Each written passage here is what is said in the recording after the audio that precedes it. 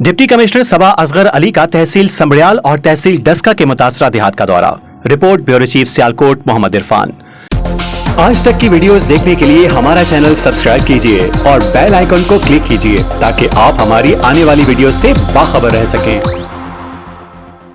Deputy commissioner Sialkot सबा असगर अली ने assistant commissioner समड़ियाल गुलाम फातिमा बंदियाल के हमरा दरियाई सैलाब से मुतासरा देहात धनुवाली एयरपोर्ट, छनी गोंदल, टिक्का, बकरियावाली शहबाज पुल का कश्ती के जरिए मुआयना किया। सूरत हाल की तफसील। मुतासरा इलाकों से 800 अफराद को रेस्क्यू ऑपरेशन के जरिए महफूज मकामात पर मुंतकिल किया गया।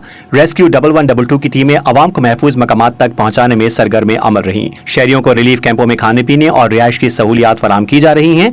जिले इंतजामिया, रेस्क्यू 1122 और दीगर इदारे अवाम के तहफ़्फ़ुज़ के लिए दिन रात मुतहरिक हैं। दूसरी जानिब तहसील डस्का और अड्डा सेवके का दौरा। डिप्टी कमिश्नर सबा असगर अली का रेस्क्यू ऑपरेशन का बराह रास्त जायजा। डिप्टी कमिश्नर सियालकोट सबा असगर अली ने डस्का में सैलाबी पानी में फंसे शहरियों के लिए जारी रेस्क्यू ऑपरेशन की खुद निगरानी की। मुतासरा शहरियों को निकालने के बाद उनमें खाना और पानी तकसीम किया गया। डिप्टी कमिश्नर ने अवाम को हौसला दिया। दुख और मुसीबत की इस घड़ी में इंतजामिया उनके शाना बशाना खड़ी है। उन्होंने वाज़ेह किया कि महफूज इन्हिला अवलीन तरजीह है। रिलीफ कैंपों में मुतासरीन के लिए रिहाइश, खाने पीने, मेडिकल और फूड की सहूलतें पहले से फाल कर दी गई हैं। अवाम की खिदमत हमारा अज़्म। इस मौके पर MPA चौधरी जमील अशरफ और असिस्टेंट कमिश्नर डस्का सादिया जाफर भी उनके हमरा थीं। आज तक न्यूज़, खबर सच के साथ।